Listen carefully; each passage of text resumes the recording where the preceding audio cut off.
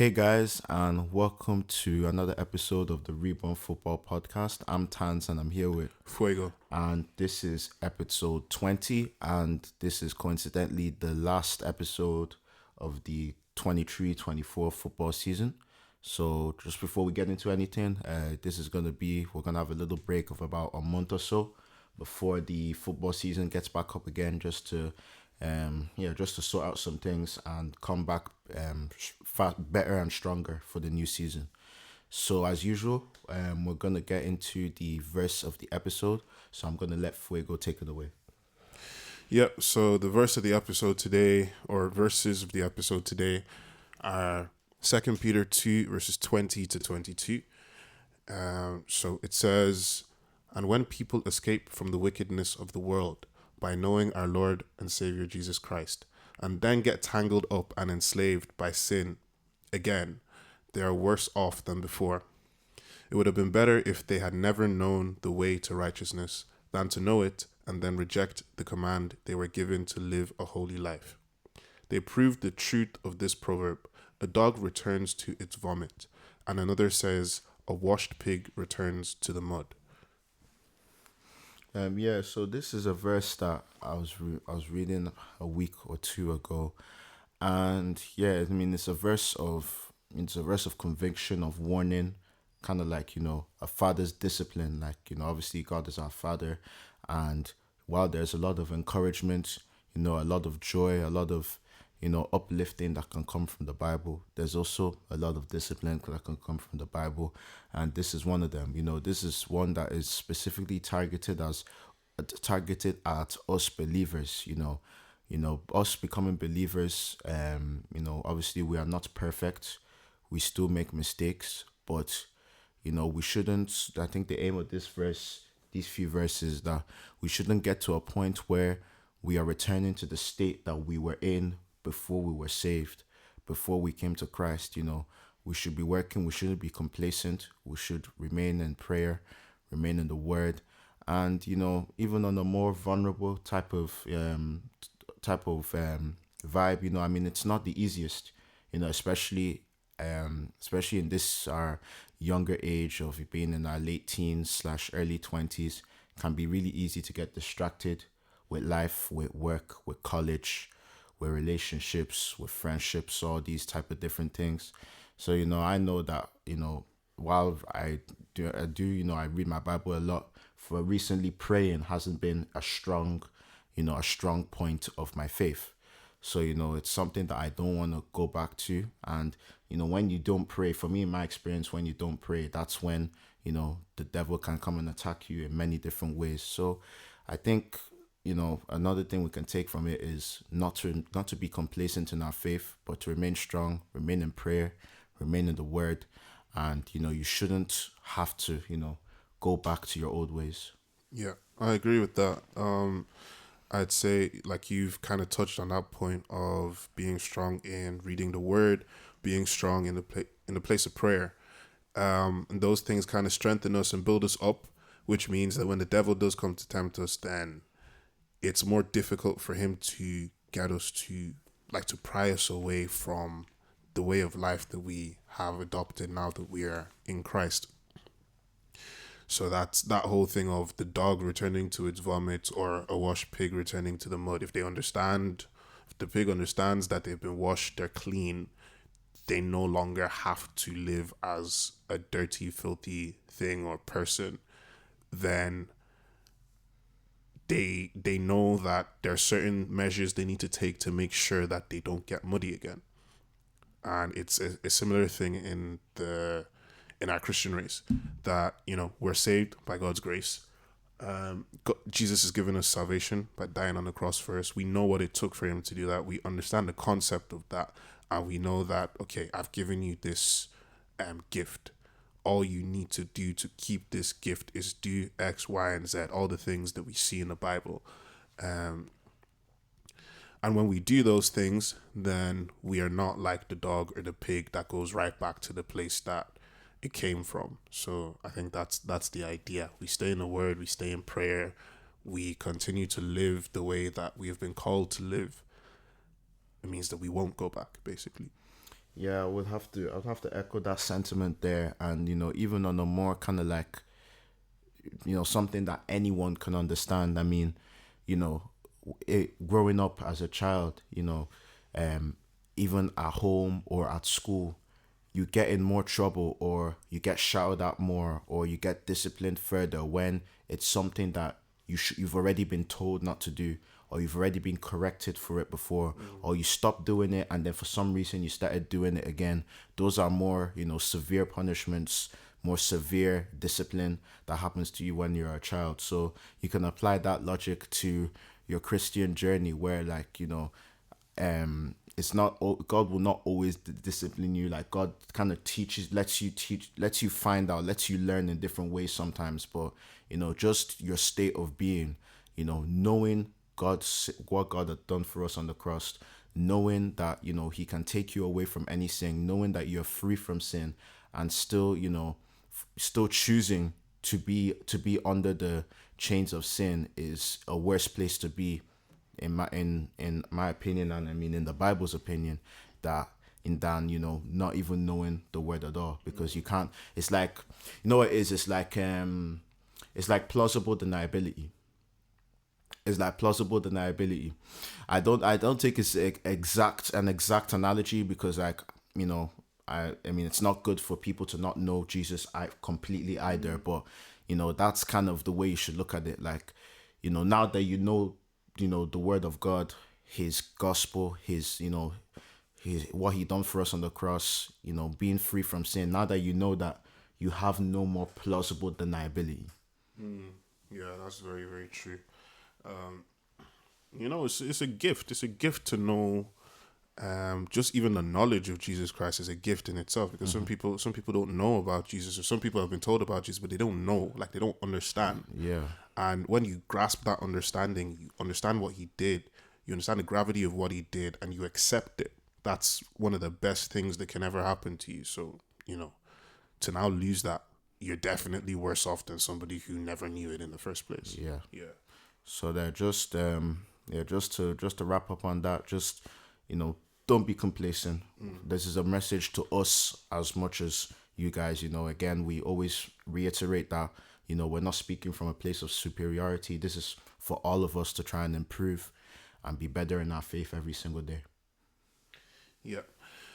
So I think we'll dive into football now, and I think the one thing that is on everybody's mind now after today is Thursday the 17th. So we're a few days after It's Wednesday. So it's Thursday. It's not Yeah, it's Wednesday. Thursday. It's Wednesday. It's the 17th, though. Yeah, it's Wednesday the 17th, and we are 3 days post final Euro 2024. So we're gonna have a look at the tournament as a whole, in particular those knockout stages, and then everything that kind of just led up to, and then the final itself.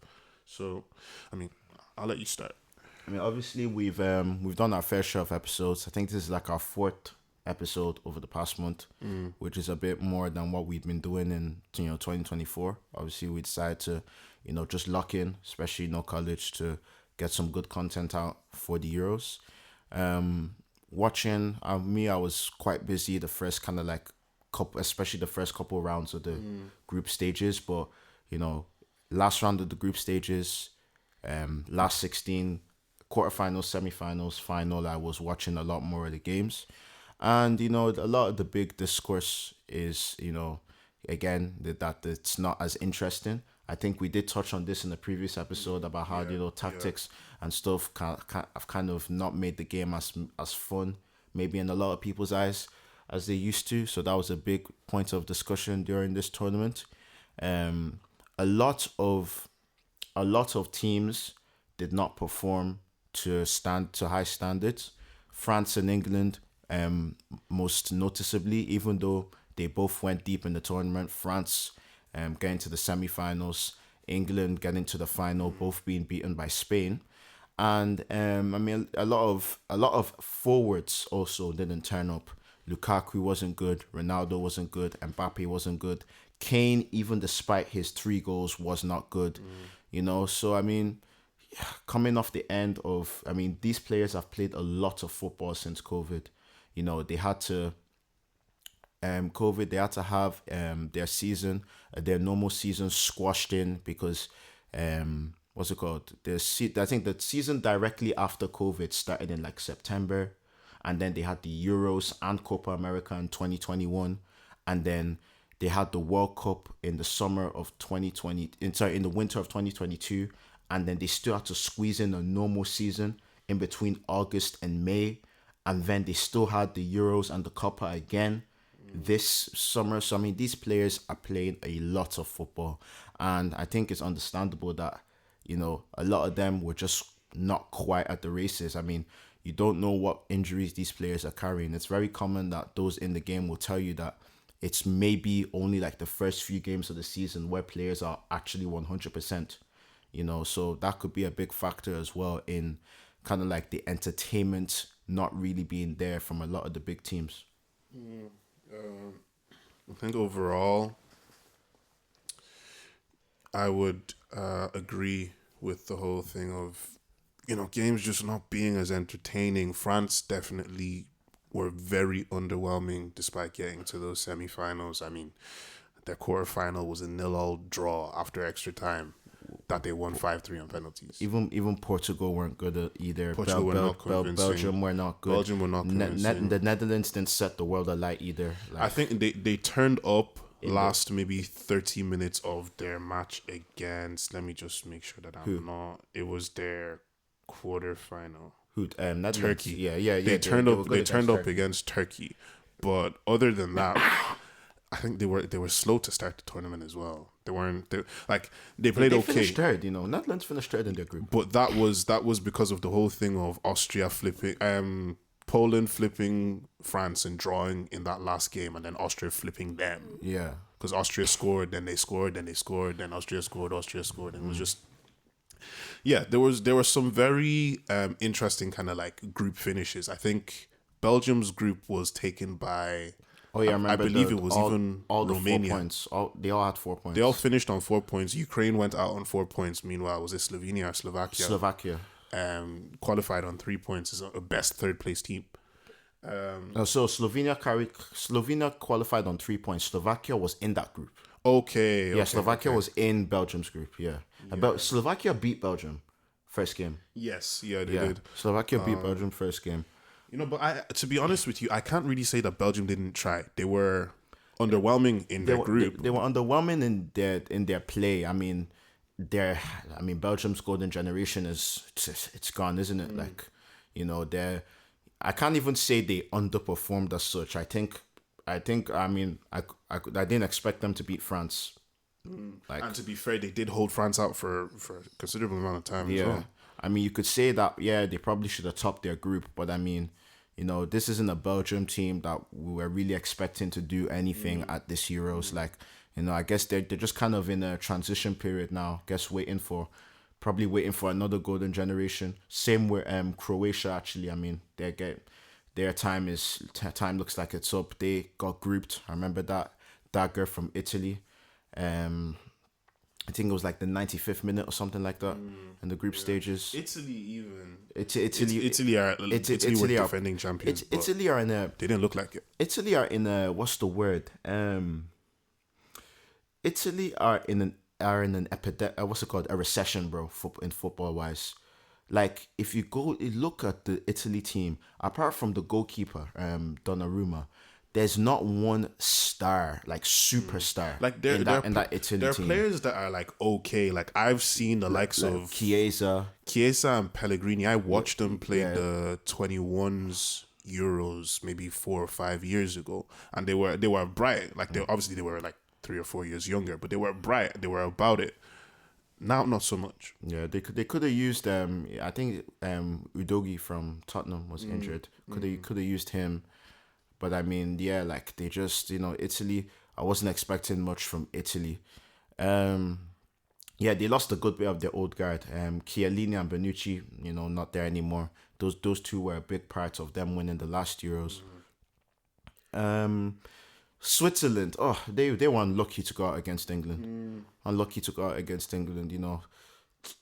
Quality players, but, England were very good on penalties that day. Yeah, I think Switzerland tried. I can't like they did really well.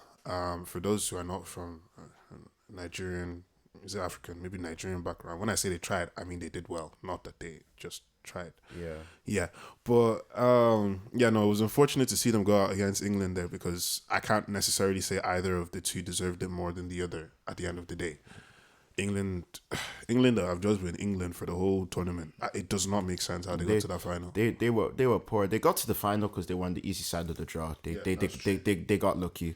I think, And the first, I mean, as a team of Southgate's, obviously another thing, Southgate resigned yesterday, and I mean as another theme of Southgate's tenure, which is losing to the first good team that they play in the tournament. The first the first not good team, because like that is a disservice to some of the teams that they have played. They have played some good teams, but losing to the first contender that they play, like the first, like, you know, they've beat a good few tier 2 teams in tournaments, but they never beat a tier 1 team, a team that you could say like, okay, yeah, like this is another team that could genuinely win the tournament. In the World Cup 2018, it was Croatia. 2020, it was Italy in the final. In 2022, it was France. 2024, it was obviously Spain in the final.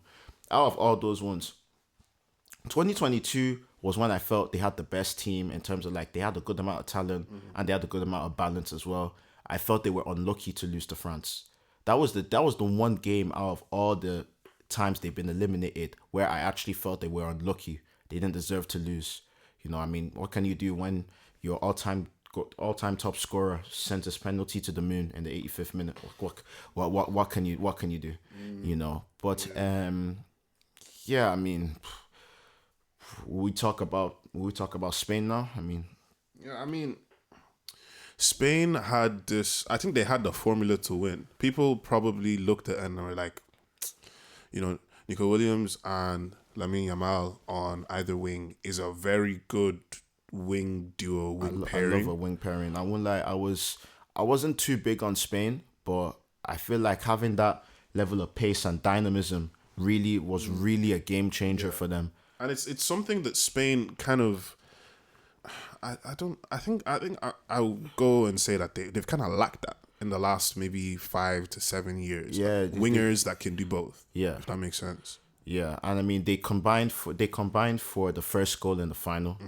I mean Yamal 17 now, but 16 for almost the whole of that tournament.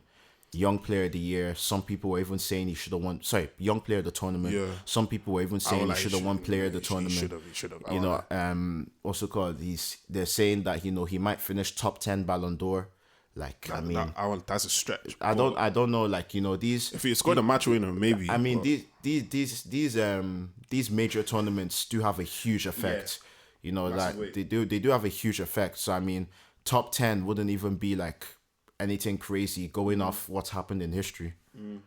But yeah, no, he showed out 100%, and I think that's Spain have won for the future 100%. They just need to make sure that what happened to Pedri and Gavi in terms of injuries doesn't happen, and what happened to Ansu Fati in terms of that weight of expectation from such a young age doesn't happen. Fati's back with the Barcelona camp, so we'll see what happens with him now. But Fati's 21 at this point.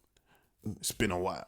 You know what I mean? You know what happened with Spain as well was that there was a lot of it was so simple. It was players playing their actual positions. That sounds so weird to say, but like among the contenders, you know, there was like, especially England and France specifically, there was a lot of, you know, especially England, a lot of not playing players in the right positions, moving players around. Like Spain, you had 2 wingers playing as wingers, a right-footed guy on the left wing, a left-footed guy on the right wing. Sounds simple, but you know, it's become a bit of a lost art these days. Actual midfielders playing in midfield, Rodri an actual defensive midfielder. Fabian Ruiz, an actual central midfielder. Pedri, an actual central midfielder, but then he got injured, so they brought in Olmo, who was an actual midfielder slash Yeah, 10. they gave And then Carvajal, an actual fullback. Cucurella, an played him actual in the actual positions, fullback. You know what I'm Simple, saying? yeah. You know what I'm saying? And then who was there? Two centre backs. I think Laporte and Lenormand. It's so crazy that two Frenchmen Two won Frenchmen. the Euros with Spain. Crazy, man. But yeah, so it's a solid squad. Like when you name it out like that, it's a very solid squad. It's a good squad, but I mean, I'm not gonna let the result change the reality. Spain did not have the best squad at the tournament. Like when you're going, individuals, they didn't have the best squad at the tournament, but they had by far the best team. Two different things in football, in team sports. They had by far the best team.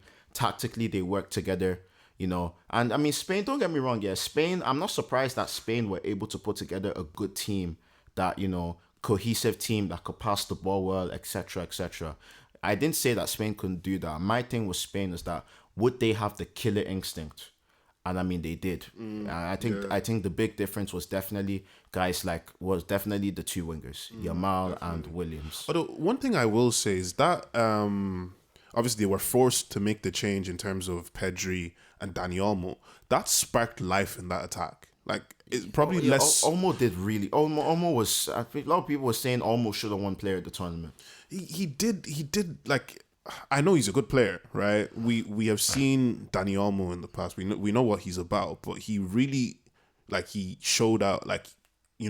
Showed him why this is an unfortunate situation for Pedri having to come off and end this tournament early injured, but this is the reason why I was supposed to be in the squad from the very beginning. I'm showing it to you right now, and I won't lie, he's booked himself a big money move.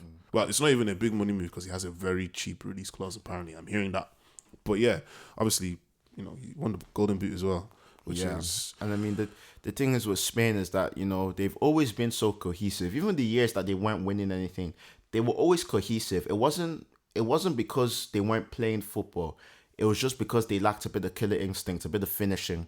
Couldn't take penalties. Last three tournament they went out on penalties. They probably still would have gone out if it went to penalties this time. So for football is very football. God looked down on them this time. You know what I'm saying. But yeah, man. I mean, you can't complain. Like the best team by a country mile won the tournament. So you can't complain. That doesn't always happen in tournament football. If you go back, the last time looking at the kind of like the Euros, even Copa America and the World Cup, the last time that I would say like the outright best team won the tournament was France 2018. France 2018 was definitely the best team that won. I mean, if you even go back 2016, Portugal beat the France team that went on to win the World Cup 2 years later. That Portugal team that was Ronaldo, Nani, Quaresma, Renato Sanchez, and all the rest, and Pepe as well. Let me not disrespect Pepe. I mean, 2020, France was the best team at that tournament, actually. But then the way it turned out, England should have beaten Italy as well. But France was by far the best team at that tournament in terms of like individuals, and they got knocked out round of 16. Even, the 2022 World Cup, I would have still said France was the best team, and they lost to Argentina. So, I mean, it's refreshing to see that, I think everyone can agree that Spain were by far the best team at the tournament. Yeah, 100%. I'm also looking at, the way that, obviously, Rodri won Player of the tournament. I'm not 100%. Like, obviously, Rodri is solid. Rodri doesn't lose. Rodri is this. Rodri is that. I'm a massive fan of Rodri as a City fan. You know what I mean? But I think there are other players who deserve that award. You know what it is, Rodri is kind of having his moment. You know what players, when players are underrated for a period of time, some of them can get to a point where they're really being rated to a point where they get their performances become slightly overrated. I think we might just be inching towards that point. Like a very good example would be Moussa Dembele, Tottenham.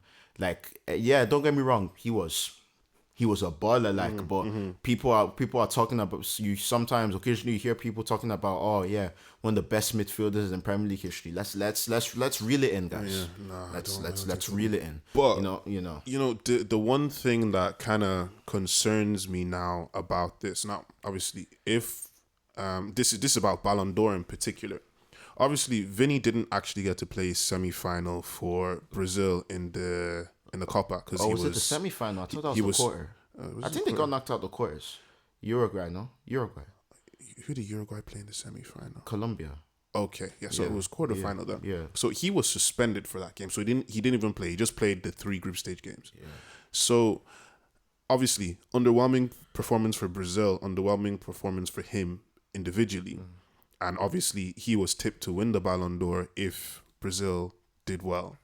I was thinking that maybe Jude is probably going to be second in line based on the fact that England get to the final, based on the fact that, was it 2 separate games? He scored 2 very important goals for England. Yeah, I'm like, had England gotten over the line, I think Jude would have gone up because he's gone down now in the power rankings, and Rodri's first. He's third now. Yeah, Jude is third now. Jude was second. I mean, yeah, Rodri overtook them both. So my concern here is that I'm looking at Rodri's his season in terms of trophies won and his impact on the different teams. I won't lie, his body of work is there. I won't lie. Like I personally thought that he was he could count himself very unlucky to not be Premier League Player of the Year. Yeah.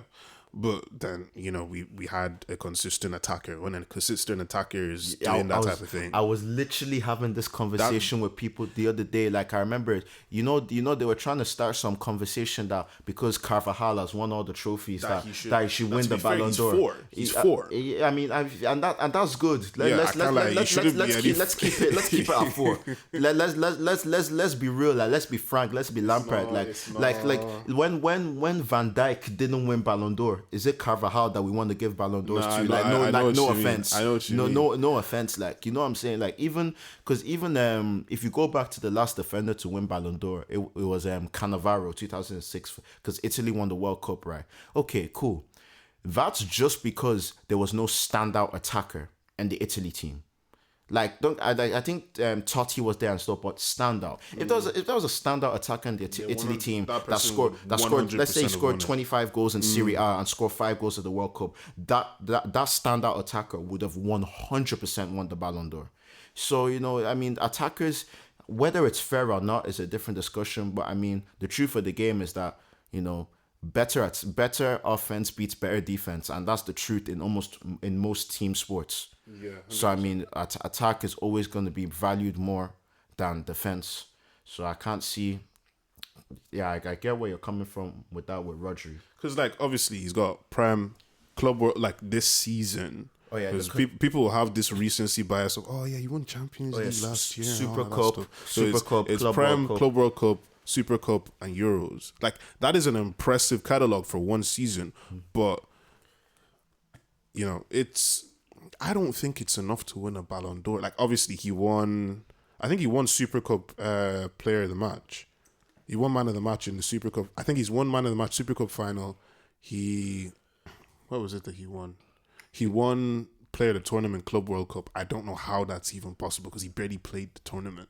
To be fair, Man City, but you guys only Champions League winners only get in from the semi-finals.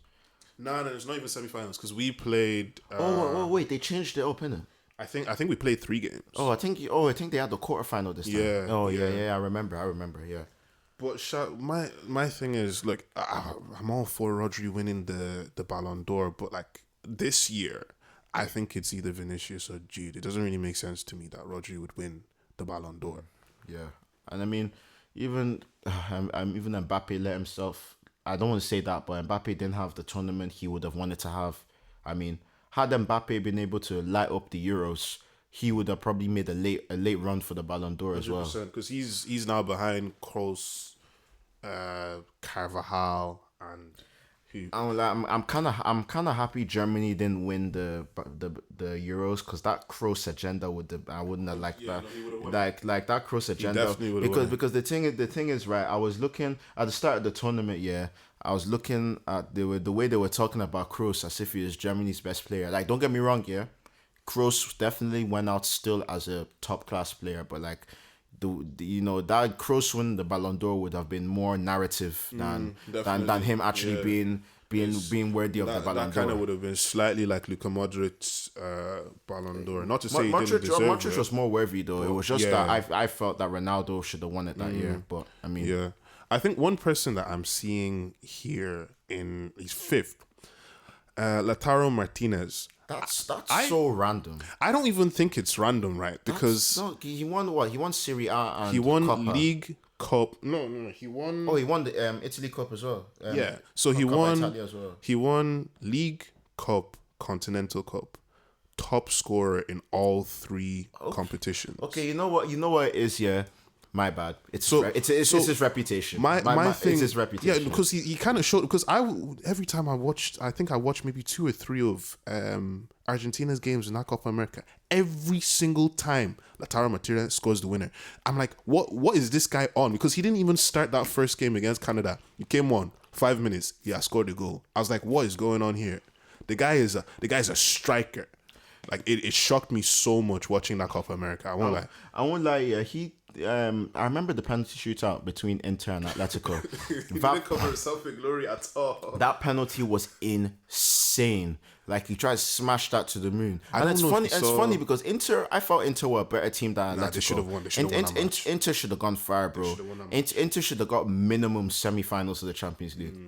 But I don't know if you saw, it was one of those ones where when he planted his foot, the ball hopped. Yeah, I find that so unlucky, you know. I find that so unlucky because you know what it is, yeah? It's when a player smashes the ball over like that, like so crazily over, most times you will see that there's something wrong with the spot. Yeah. Because like players will be practicing their penalties. You think they'd be doing all that practice to smash the ball to the moon? Because he even looked, he looked so confused after he hit it. He didn't look straight down at the spot.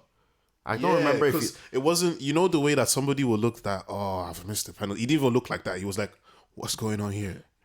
I remember there was one penalty shootout between Portugal and England from like back in the day, and Beckham takes the first penalty for England. Like sends the penalty all the way to the moon. Turns around, looks straight at the spot. Portugal players are laughing. Then, like a couple rounds later, I think, what's his name? Is it Rui Costa or Nuno Gomez? I can't remember who it was. One of those two, anyway, comes up, smashes his penalty to the moon, turns around, looks at the spot as well. Yeah, no, it's penalties. That's something that can actually be talked about for a long time. There's loads that goes. Oh, there's this guy on Twitter called, like, I'm definitely not pronouncing his name right because I think he's Swiss. I think his name is Ger Jordet or something. Okay. But anytime there's like an important penalty shootout, he always talks about like the psychology of penalties, how like, you know, response time and stuff. The players that wait longer. He has a book. I want to get that book. Like his players' response time. So essentially, like his main thing is that two things. One, players should not be waiting too long to take penalties. Response time. So like if you blow the whistle and you're taking your penalty immediately, it's a sign of avoidance. Yeah, you want to get it over. You want to get it over and done with. Yeah, I think I've even mentioned that before. And then another thing that he harps on about is that penalties is not a game. It's a team event.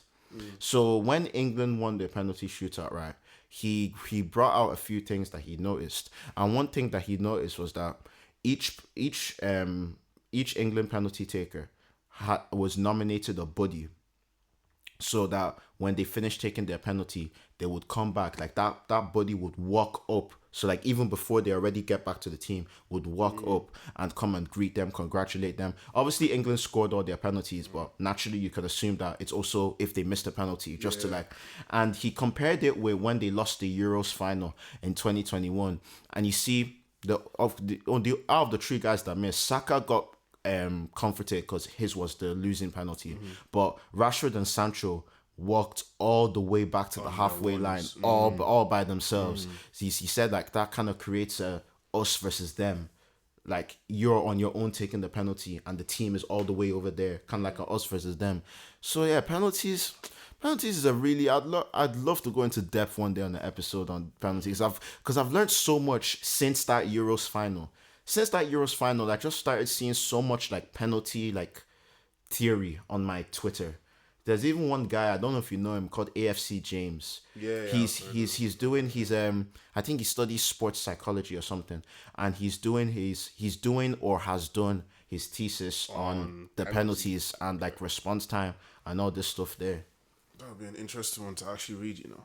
But yeah, I think we can wrap it up there on that note. Obviously, this is Wednesday, the 17th of July, and we are looking at this to be our last episode until the start of the new Premier League season.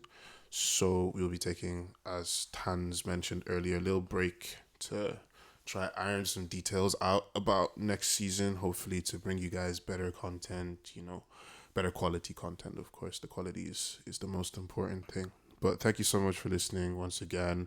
Thank you so much for, you know, joining us on this journey, because it's been a journey for us as well since the very beginning. Episode 20 is it's not a small thing, and obviously end of a footballing season that has been quite eventful. It's been a joy, and obviously it's been a joy sharing our thoughts with you guys. You know, you guys, the listeners. Obviously, we're doing it for you to improve your experience, and also, I mean, it's been a what's the word? It's been motivation. It's been a way of, you know, ensuring that we stay in our word and trying to be better. Because obviously, you know, we're trying not to be hypocrites out here, you know. So I mean, all around, I mean, it's a positive experience for us, and we hope that, you know, you guys that listen, you know, it's been a positive experience for you guys too. So as usual, all our socials will be in the description of the video. Spotify, Apple Music, Linktree, YouTube, all that good stuff there. Thank you guys for, you know, if you've made it this far, thank you guys for listening this far. We appreciate all the support, and I'll let Fuego just take us out for the season. Yeah, thank you once again, guys, and of course we will be back in a few weeks. So don't worry, we will definitely be back. So we will see you guys in the next episode, which will be next season.